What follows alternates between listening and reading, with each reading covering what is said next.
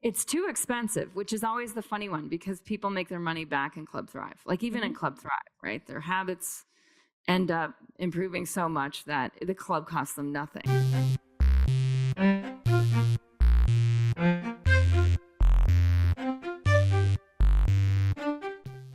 Hey, this is Cate Stillman with the Now Thrive with Cate podcast. That feels so funny to say. This is our 600th episode. Wow, congratulations. Thanks. That's amazing. I'm here with 600 episodes. Sandy Chapman, and you've been with us since when did you come into the community? Oh, Cate, it feels like a long time, but actually it's only been about 30 months, almost 3 years. Oh, wow. And what sucked you into our center? What sucked me in was I'm kind of late to the game. I'm a newcomer, relative speaking, to yoga and Ayurveda, and I was wanting a simpler, more straightforward approach to Ayurveda. And I caught you on a podcast about your Body Thrive book. And man, it resonated deeply of something that I could not get lost in, right? That I could actually implement instead of wading through a lot of knowledge and theory. But the knowledge and theory were there. But yeah, I could embody those habits. So, did you have your yoga studio then? No. Um, we were just beginning to open classes or to have classes in the town of Baldwin. We did not have our own building. That would come fairly soon. And then a year ago, we opened a remodeled 100-year-old building that turned into a wellness studio that offers yoga, Ayurveda, and other healing modalities. In this little town of 4,000 people. So yeah, we hope it's a destination for people. Yeah. Oh, yeah. Well, and that's what we'll do in Wellness Pro Academy is like grow it regionally. To me, that's easy. Local's easy now with everyone competing online. Like local has an edge. Mhm. Word of mouth has an edge over paid ad traffic. It's cool, so cool to see the pulsation. So you came into yoga and Ayurveda world. That's how you found me. And then you grew with us and you're in Club Hero and you have this whole corporate executive team side of you. Yes, yep, I do. I have a corporate job in strategy and project execution, and yoga and Ayurveda is. Um, I came to it. I was searching for it. I started searching for something that I could not name when Mm, I was 35. I uncovered some journals talking about there's got to be more to life, mm, and started searching for yoga. Found a teacher, and so I came to yoga because I was searching for more. I now understand that I was searching for more whole fulfillment, whole person fulfillment than what yeah. I was getting through my life at that point in time. And then yoga and Ayurveda, after I saw what it did for me, it just became a passion to try to integrate it and to offer it, to make it accessible. Mm-hmm. Mm-hmm. It's something that I would love everyone to experience, right? I think it's what a lot of people are searching for that they can't name. Yeah, that's such a good point. And it's like I think where I went with Ayurveda and then into primal habits is it like the wisdom behind Ayurveda or is it Ayurveda, you know? Is it like because the name blocks so many people, like just Hmm. in that, right? Whereas it's like circadian rhythm, wisdom, it's like Right. putting all these new words on it. It's like my new tip sheets, microbiome and Ayurveda diet, where it's this intersection of where so many people have fragmented lives, right? Where they're super successful at work, less successful maybe at home, or super Hmm. successful in their body, maybe less successful with their financial investments. And this multidimensional life goals the whole Club Thrive curriculum is based on like you have multidimensional life goals, you have multiple dharmas. And some of Right. these dharmas are duties retire, right? They expire and retire and new ones start. And how do we be cognizant of where we are in those points? And then what's the strategy to be where we want next? Yeah, exactly. And Kate, I'm kind of laughing because I remember teaching one of my first classes and I used a Sanskrit name, a couple of them. And afterwards, one And of the you're students, in Kansas City area. I'm outside of Kansas City. I'm close to Lawrence, Kansas, in a small town called Baldwin City. And one of the students came out to me and she said, "You don't need to use all that mumbo jumbo stuff. Just tell me plainly." And that was like a huge light bulb going on, exactly as you said, like the name Ayurveda. It's a barrier. The word yoga, we laugh that one of our most popular classes isn't called yoga. It's it's the essence and wisdom of the practices, Yeah. Yeah. but you call it that and people don't come. So it's yeah, to me it's yoga and Ayurveda are living, right? They have to Yeah. be evolving, just like our dharmas do. I don't know. It's kind of where my So the thoughts kind of go. Ayurveda, right? Like so for Mm, those who know the word Ayurveda, Ayur, life, Vedas, wisdom. And then you have the Ayurvidya, so you have life, and then you have the Vidya, which is this living wisdom, right? This how the yes, wisdom lives through us, how it goes culture through culture through culture, and that it's has a trajectory. It's going somewhere. The Ayurvidya has been somewhere, is here, and is going somewhere. right, exactly. And you do it so wonderfully. This mixing of and taking advantage of what do we know today from science? I mean, technology has and science has revealed a lot of things that you know demystify, if you want to say, Mm-hmm. or back up these ancient truths, but they also allow them to morph and evolve to be very practical and perfect for any time. But if we Mm-hmm. would, in my mind, the more that I use the traditional language, exactly as you said, I turn people off. It's almost a barrier. It seems overwhelming. But Mm-hmm. when you can bring it into context of things that they know, right? Mm-hmm. Um, it's easier. I mean, what do they say? People can only create really what they've already seen and Mm. what they already know. Like we can only move, the average human can only move a little bit beyond that, was something I recently read. So you have to try to connect this wisdom into something that they already know.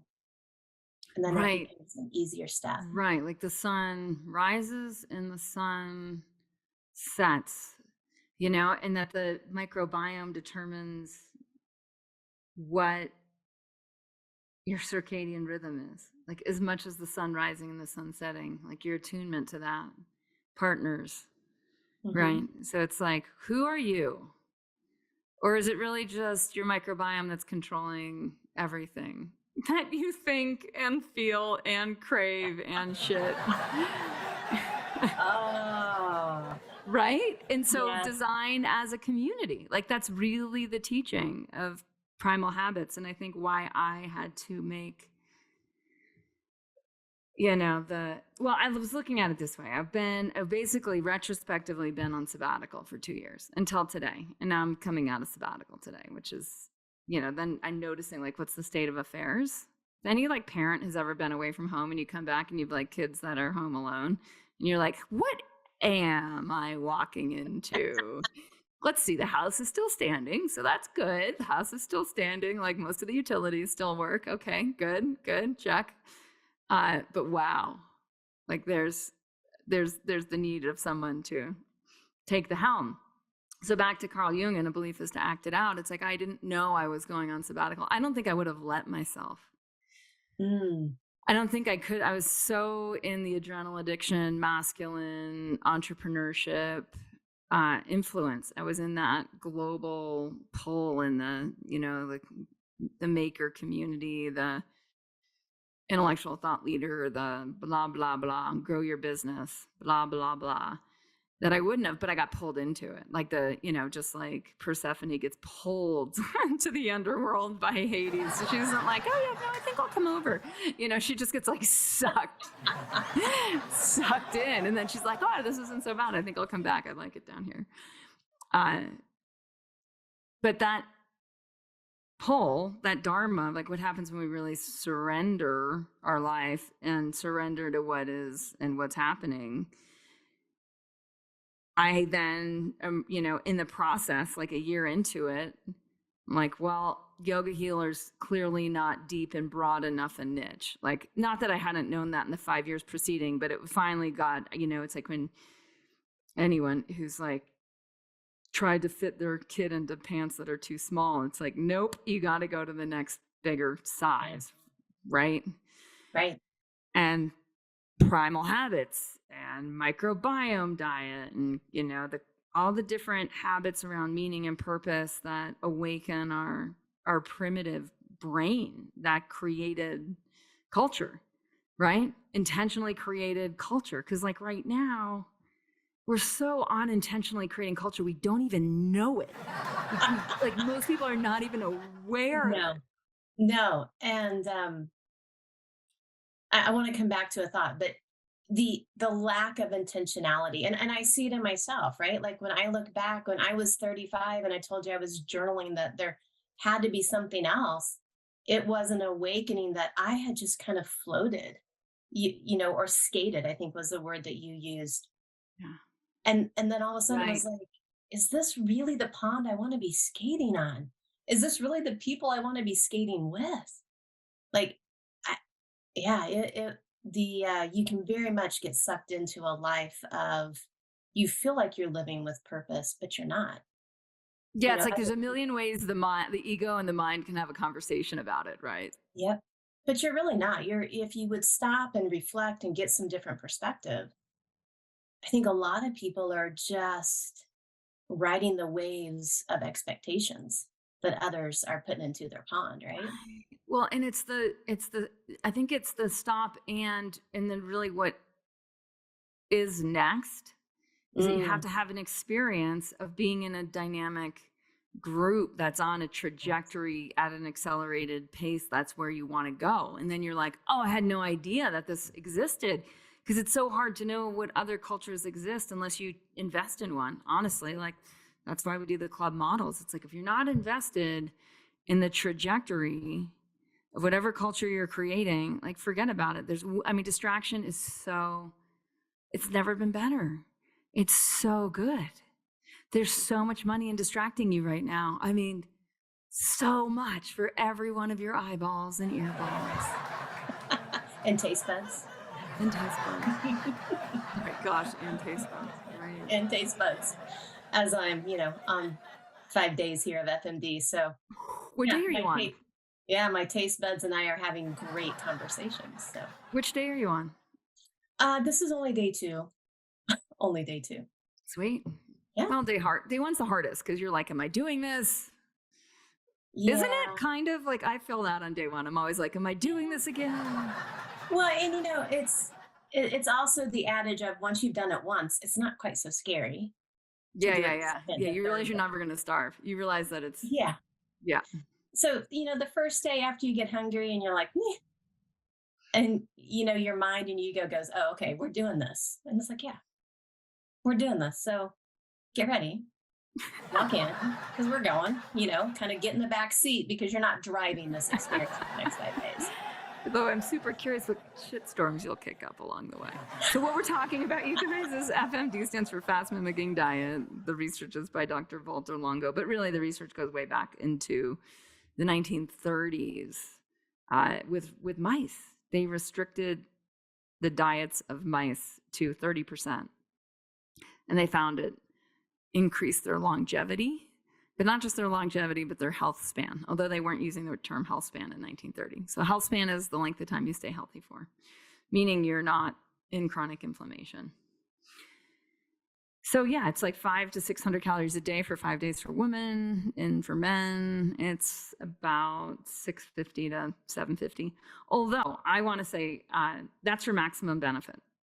and doing it quarterly, although some people do it monthly that have chronic inflammatory conditions and excess weight. You can even cheat and do like 850 to 1,000 calories a day, especially if you're already at a 2,000 calorie a day diet, and still have tremendous benefit. Some people find it easier just to go to zero. I don't. I don't know why. Maybe when I'm stronger. Maybe when I'm more disciplined or more distracted by, it's like high elevation conversation is the best distractor, because like you just are riding the vibe of the tribe. And I think that's also one reason yesterday was pretty easy, right? We just came off of being together in Alta, and being around people and having deep conversations, intentional conversations. Yeah, that gives you the. I don't want to use the word willpower, because it's not willpower, right? It just is this deep It's the group knowing. momentum, right? It's the It group is. momentum. Because a bunch of us did a 5-day FMD before the Alta event, Mhm. right? And that kind of came out of a Club Thrive Ask Cate session where Kristen was like, I want to do the FMD. And I was like, well, who's your partner? Because it's going to be way easier with a partner. No one would be your partner. So I'm like, all right, Yeah. I'll do it. I drank too much wine and ate too much gluten and meat and cheese in Spain for 10 days. So like, yes, I'm in. I can use this. And then, by the end of the call, we had like 4 or 5 people that had decided what they were going to do for 5 days. So for some of them, it was like 100% sattvic diet, which like is an Ayurvedic term for super peaceful food, fresh, peaceful food. And then other people were like 100% in on microbiome diet, which I'm excited to run those experiments more with the community of like, what does it look like between FMDs to like just lean into microbiome diet? And maybe it's 95%. I mean, there's the people that are like 100% is easier than 97%. And then there's the people like me that are like, I don't like rules. I'm with you on rules. I also believe kind of, hey, close enough to perfect. I have to be careful not to trigger the perfectionist, right? So being a So little tell me this. flowy and soft. We have the is- Jersey event in Mhm. September 26th to 28th, and that's at clubthrive.live/Jersey. And I'm a Jersey girl. I don't know if you knew You that. are. Yeah. I was in utero in Manhattan, born in a Manhattan hospital, but my family was living in Jersey. So I crossed the bridge at like 2 days old. But I'm going back to Jersey at 50. You're an executive. You also own a yoga studio. You're also a mom of 3 grown kids. Mhm. You're heading into what we call inspired, not retired phase of life. Exactly right. And so what did you get out of the Alta Breakthrough Workshop that other people might go to the Jersey Breakthrough Workshop? Okay, I got a lot. Um, I'm a highly reflective person, but putting aside time that's intentionally reflective intentionally moves you to get a different perspective. And as a leader, not being the one that's leading it, right? So being able to have you and a community set a container that I can just be me. Like I don't have any role that I'm really playing, but being myself Yeah. and reflecting. And for me, the big thing is getting out of Kansas, Yeah. right? So for me, going to Didn't Dorothy say something about that? I'm sorry. Didn't Dorothy say something about that? Yes, I think so. But getting out of Kansas, getting it just puts you it like removes the limitations, right? You're in a new spot. You have a feeling of unlimitedness. Mm, At least for me, I do. mm, So what I got out of Alta was just this very intentional guided reflection that enabled me to notice what was coming up in all parts of my life, right? Not just focused on the corporate job or not just focused on my passions with the yoga and wellness studio or even as a mom, but thinking from an integrative place. What's the pattern? What's the, across everything, what's the challenge, as you liked to put it, that was coming up for me? mm, What crossroads am I at right now? mm. And that was huge. And then being in a safe place with people that are leaning into deep conversations. Like this wasn't surface stuff. Right. You know, Ever. it Yeah. was deep, meaningful, impactful conversations that helped me really dive into places where I needed to go that I probably wouldn't have looked or I wouldn't have went without that container and without, the intention and the guidance. I mean, that's what I keep coming to is like, there's, because people with the, I always have to explain the whole idea of club and why a community that has a trajectory and momentum to where you want to go is the best structure for evolution. Because, like, again, I'm a thought leader and I often see things as obvious and I think they're retroactive rather than proactive, right? I'm like, don't we all know this yet? And because there's a million examples Right. through history, it doesn't Right. matter whose history, of like, we know this works and we know, like, we deeply know this works and we're isolated and we have a mentality that I can figure it out. And it's so toxic. It's the like, I'm smart enough to figure this out alone. And it's like, okay, first of all, you are smart. And Right. your smartness has gotten you to listening to exactly this conversation. And in exactly this conversation, what we're telling you, or what you might be listening into a truth of, is like right back to the microbiome conversation. It's your microbiome that's feeding your human cells, like your Right. community by definition. So then we have to select, right, the commune carefully. The other thing that also, I'll just go back there, that going on a retreat or like that does is it lets you focus, right? You were talking the other day about God, life is full of distractions for all your senses. If you want to be distracted, you don't have to try to be distracted. You are. And I got a notification this morning about my screen time. It was almost zero for the last week. They're like, are you alive? Yeah, I'm pretty Your sure my lifeline. device was like, "Did you lose me?" Like, anyway, but that lack of distractions then allows you to really hone in. Like, you can't, I'm dealing with this right now. I couldn't hide. I couldn't go down another rabbit hole. I had to look at me in my life. Yeah. I had to look at me and my next trajectory, my next evolution, right? And decide intentionally, as you said, then to gather, what do I need Yeah. to fuel that? What do I need to support me as I go after that? And Yeah. Like, first of all, what is it, right? It's like, who am I next? And what is it next? And who's part of that scene? And what are the tools and the skills? And how do I need to think, right? The exactly. mindset. And And it's 2 days. Like, it's crazy how everyone has a breakthrough. So, do you want to talk about that? Just like witnessing that oh, every person has a breakthrough. Because I think for me mhm, and writing, email copy for this, I'm like, it's results guaranteed. Like, because we've never had one where not everyone had a breakthrough. yeah, it's um, amazing. Doesn't cover it. I can't think of a good word, but it is so touching to witness and to be a part of somebody else's awakening and up level. You can feel it. We were talking the last day, or actually probably in the middle of the first day, about like you could see when somebody was really speaking from their truth, like the resonance that came out in their voice, their posture, their eyes. Energetically, if you were close to their space, you could just feel the truth Yeah. and the integrity in what they were saying as it came out.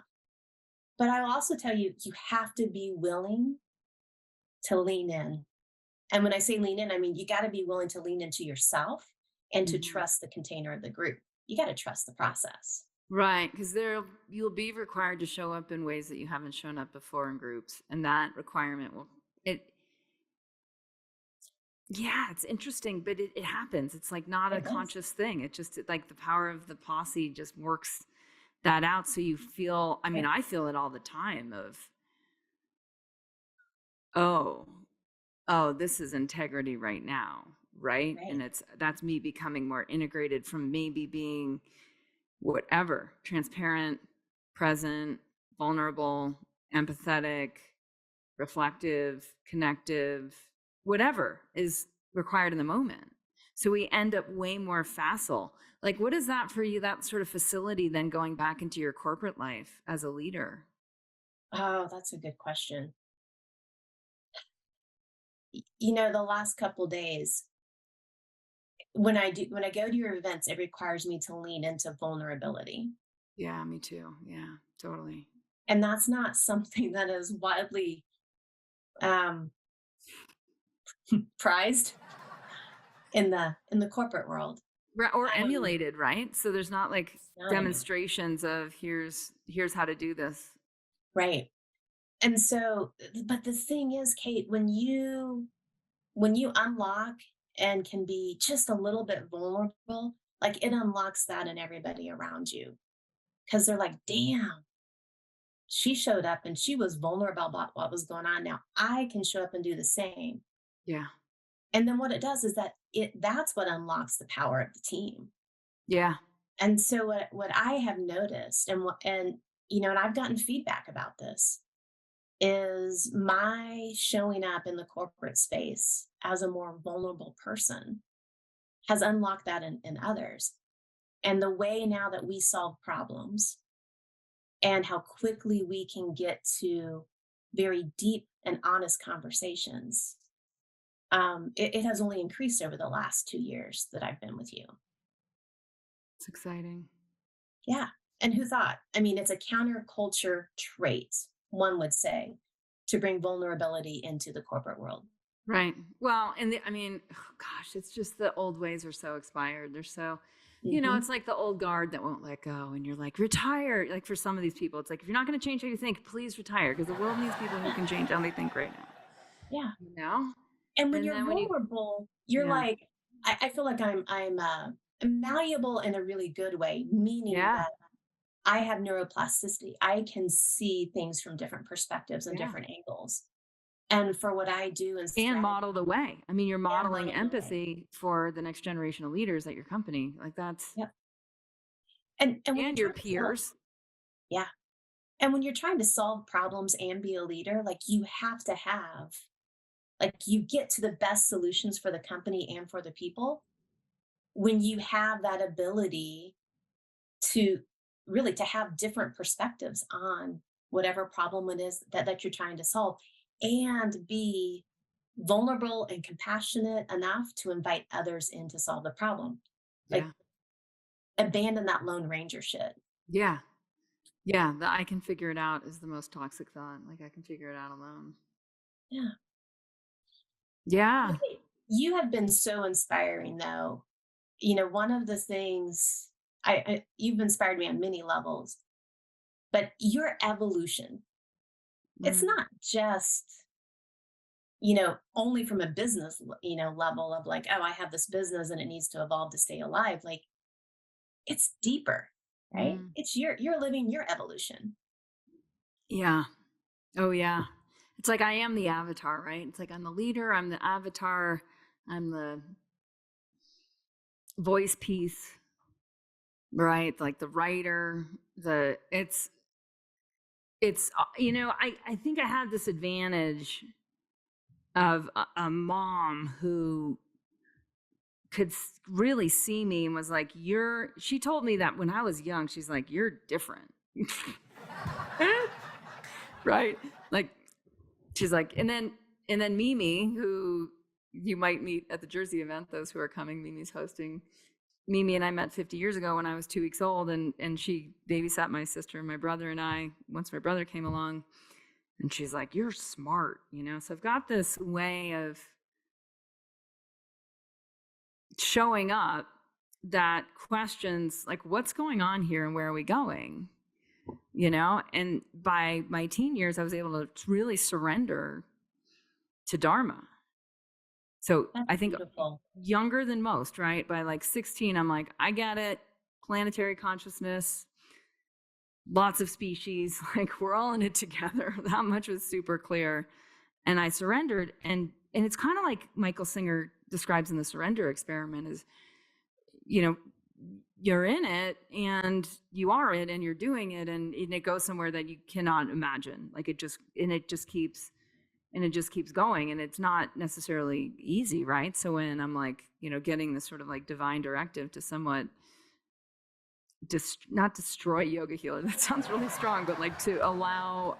And I love how Michael Fishman at Consumer Health Summit, he put it, he's like, there's pivoting and there's layering. And layering, sometimes you have to layer below and sometimes you have to layer above. And I'm like, that's exactly what I had to do with Club Thrive. It's like Yoga Healer will reinvent, and Yoga Detox and Yoga Health Coaching.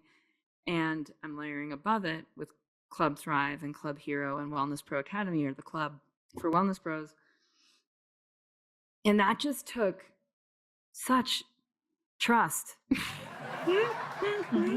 Right? Like in the unknown of like, this is so dumb from a business, like anyone who's ever studied small business, things like riches and niches. And I'm like, I already had too many niches. I already had too many domains. I already had, too much going on. And I'm like, wait, you guys, there's like a whole other level and layer to this. And it's really broad. It's really fucking broad, and it's around the globe. And there's just like, there's instead of there being 10 niches, there's like 25 niches, which is way too many for a small team to market to.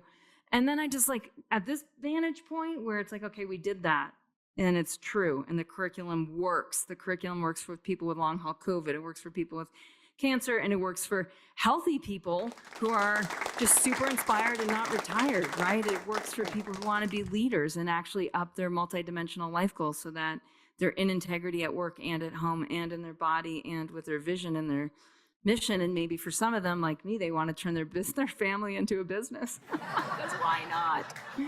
Why not? As Mark at Mentoring for Millions says, like, there's so much going on, right? When we stop getting distracted. There is. But it is, Cate, what you just described very simply is doing the hard thing for your Dharma. Yeah. Right? You surrendered to your Dharma 16 years ago, and you haven't stopped surrendering to your Dharma.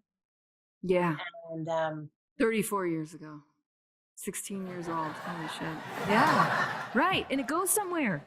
And I think that's the thing, right? Getting so interested in where it goes, and that it comes from within, from all of us, right? So it's just always coming from within. And then you get to lead from lifestyle. And that's my point with the wellness pros, is it's like you should be paid to lead from your lifestyle, because what we all need to do as wellness pros is what everybody else needs to do. And chances are we're already 10, 20, 30 steps ahead. Right. So people need to see it done. They need to see it emulated, right? Like and it's no different than on the corporate side. You can't be, the leader gets assigned to lots of people, but good, fantastic leaders lead from their actions. They lead from their integrated self, right? I mean, think about some of the amazing leaders. They didn't talk a good game. They walked a good game. Yeah. Right? They played a good game. If you want to use that's that whole like belief is to act it out, right? Like what you acted out, then if you look back and reflect and, find all the concepts and theory and what worked, it's through the actions. Yeah.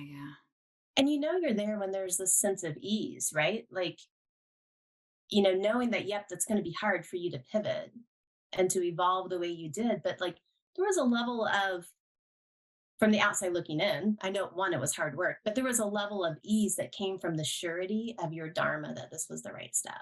Like you could just sense that. Like there wasn't. I don't know. That'd be interesting for my husband.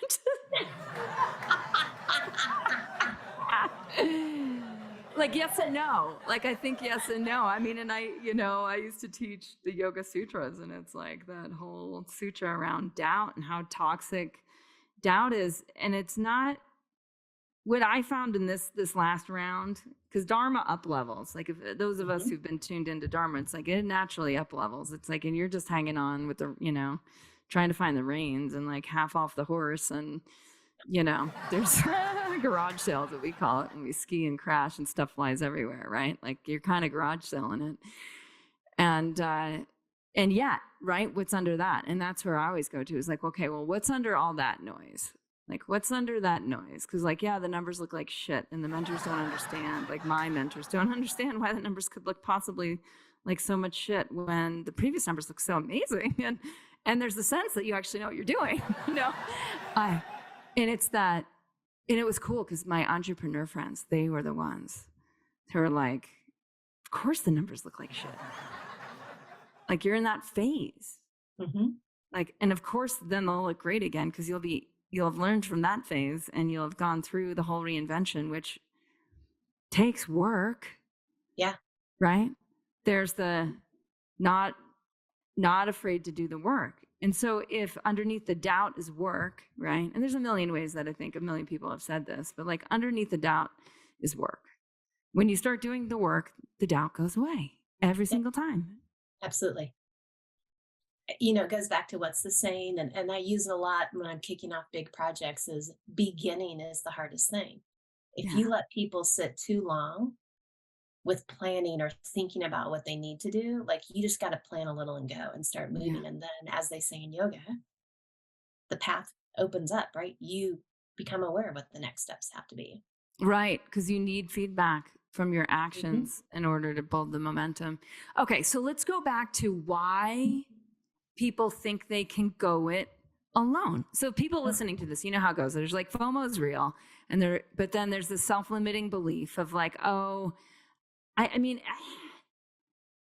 it comes down to something that's akin to, I'll get to it later because I'm so distracted right now. Or I can figure it out on my own, which we've already gone through. Like you can't because you are literally a community. And so if you don't organize your commune and if you don't get invested in the trajectory that you want to hit, like you don't have enough momentum of the pulsation of the whole. It's like microbiome communities, right? Like you can't just add 2 or 3 species back in, not when you're missing, not when you're missing 30%, right? So the community is in the thousands and we're like plugging in 3. It's like, okay, yeah, nice try. Good luck. Good luck with that. I mean, this is what I'm interested in Club Thrive is like how the community microbiome builds. So curious about like where that goes because we have the data on it, right? We all know that whatever's going on at your neighbor's house, if you have a dog, is going on at your house. So advantage Some of them yourself. good. I have 3 dogs, so they're all out visiting all the time. My microbiome is Exactly. Take what you can get. Okay, so people that keep themselves apart because they're like, I can figure it out on their own, or it's too expensive, which is always the funny one because people make their money back in Club Thrive. Like even in Club Thrive, right? Their habits end up improving so much that the club costs them nothing. So then what is it about why people won't invest? I mean, you probably see it all the time in corporate with coaching too. It's like people don't want to invest in having a coaching community that is ending up exactly where they're trying to get, and they really can't get there on their own, as evidenced by where they are right now.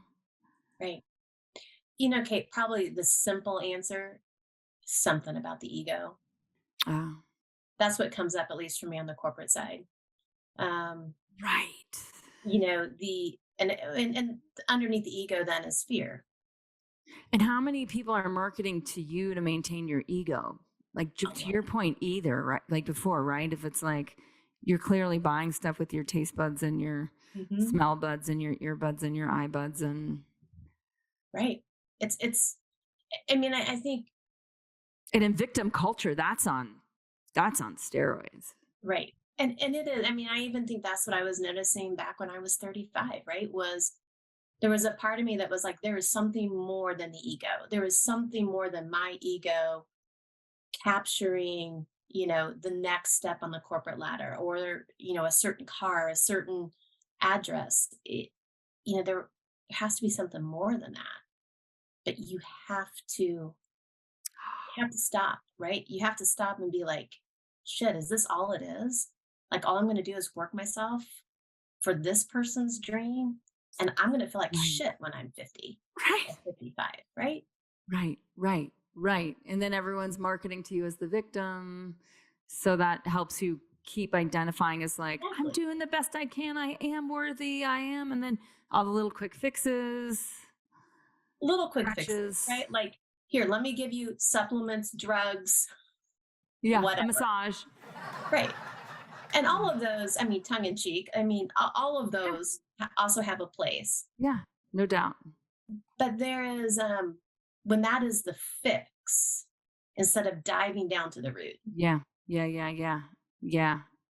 Yeah, it does come back to the million distractions. I love though this around the ego. I just had this idea for a new tip sheet around like, is your ego controlling your microbiome? Like who's in charge? I mean, because think about it, like, in the corporate world, we go out, like lunches are brought in, you have to go to Right. dinners, you have all this stuff. How much of that? Yeah. Yeah. You're saving money because lunches and dinners are brought in who am I? Yeah. What are we doing? What are we doing again besides? I mean, that was my whole point with achievement when I was talking to that CEO in the gaming world. And, she was super gung ho on achievement. And I'm like, what if we put like meaning first? So then this morning, you know how sometimes all of a sudden you're watching something and you're like, how did this get in front of my eyes? Because the algorithms are so freaking good. So I was watching this like 3-minute Hermosi clip on marketing that was so, so good. And then all of a sudden, and I don't know what I clicked, but my screen goes full screen, Viktor Frankl on meaning. Yeah. And I'm like, okay, I'm listening. I'm just like, I'm listening. I'm receiving. And he goes into just, there's really, in survival, right? So in survival, man's search for meaning. Those of you who don't know Viktor Frankl, he was a survivor of the Holocaust. And he was a psychotherapist before the Holocaust. So he had training, and then he wrote and spoke a lot after. And it's like when it really comes down to the barest bones of survival, and like this is in mythology, right? Like Eresh Kagel and Inanna, my favorite myth of, the Queen of Heaven going down to the Queen of Hell, and she gets dismantled step by step by step by step by step by step when all that's left of the ego, and then the ego surrenders to what? To meaning, Mhm. right? And it's like that's orientation. Like now we found our compass. Now that we know meaning for us, and it's so unique. Yes, it is. And it goes back to, at least me personally, as you're talking about this desire to achieve, right? Kate, you were so lucky. You had somebody mirroring to you in your childhood your unique gifts, right? That was really noticing, when did you light up, right? To some degree, I would say my mom was just like, you're different. There's this thing over here. It was called Student Conservation Association. She's like, you can go work. You're not going to get paid and you're going to work your ass off. And I was, I think 16. And I went on my dad's frequent flyer miles. So yes, privilege. And I didn't have to earn money for like 5 weeks at 16. And I was privy to real leadership. Yeah. In a global perspective, and that changed everything. Yeah, and I think so. I Yeah. think part of it is, if you at a young age don't have opportunities or things mirrored back to you, Yeah. it But I don't know. I feel like that's a victim perspective. I think everyone is constantly being mirrored, constantly, like all the time. Like we're being good point. in the sick, and it's hard, right? Because kids right now children today are born with chronic inflammation, right? We're born in a neurodegenerating state if our mothers have chronic inflammation, and that's part of our species degeneration. So that's super real. But and that quest for meaning is within, and that was Victor's point. Yeah. It is, and that's, Jordan Peterson talks a lot about it. It's like what if orientation towards meaning, right? It's an inner job, and what if that is like a radar, right? That's constantly in the background, and all we have to do is tune into it. And I believe it's there. It's, how do we get beyond the ego? How do we find that inner radar, right? Yeah. Is it just inflammation, and is it just our culture, our microbiome that's covering it up? Or like, what's the secret key? Well, what we see, this is why the breakthrough workshops work. It's why the clubs work. Is like when you're with other people who are leaning into their own integrity and leaning into their own meaning, it's contagious. It's like Mhm. peer pressure and contagion are my main methodologies. So I better have a structure, right? Where the structure is like a reverberating wall that amplifies peer pressure towards meaning. And then when you have that, all the bullshit falls away. And that's what we always hear. It's like, oh my gosh, I was preparing to, one too many meals every day. With one woman, I calculated this. Yeah, she had already lost like 80 pounds. And we just calculated how much time would be freed up if she just stuck to her intermittent fasting rhythm. It was 90 to 100 8-hour working days. So then we calculated that. So we're like, okay, 90 working days, close to a third of a year.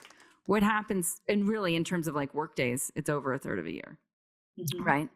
So what happens if we applied, she wanted to grow her entrepreneurship and wellness. And like, what if we took that extra 90 days and just applied it like each hour of that day to growing your entrepreneurship strategically, like with a vision and a focus and a purpose. And like, we know the whole lead funnel, like the whole thing, like what would happen next? And she's like, well, I double my income. That's for sure. Okay. So then the question is like, how can I not afford to be on purpose? How can I afford to just be a victim to the nearest whatever that's marketing to my taste buds and to my sense of victimhood, in the sense that I can't do anything about my life because it's all part of the global economy and we're fucked or whatever someone's mind is, right? Because that's what happens. Yeah. That's how they get controlled. And Kate, what you brought up was so many people, and I think I shared this with you. So many people have come out of the woodwork in the past year and been like, how do you do all this?